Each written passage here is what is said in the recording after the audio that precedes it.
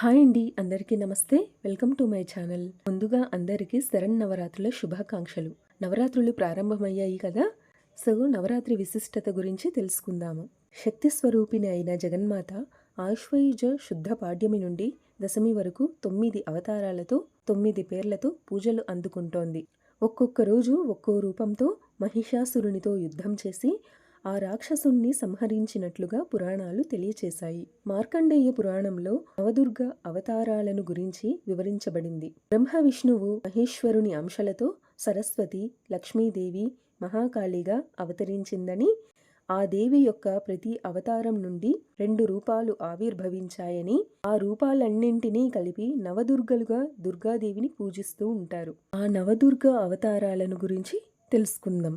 శైలపుత్రి, బ్రహ్మచారిణి, చంద్రఘంట, కూష్మాండ, స్కందమాత, కాత్యాయని, కాళరాత్రి, మహాగౌరి, సిద్ధిదాత్రి. ఈ విధంగా అమ్మవారు ఈ 9 అవతారాలను ధరించింది. సో ఇదండి ఇవాల్టి వీడియో. నా ఈ వీడియో మీకు నచ్చితే please like, share and subscribe to my channel. మరొక చక్కటి వీడియోతో మళ్ళీ కలుసుకుందాం. Thank you for watching. Take care.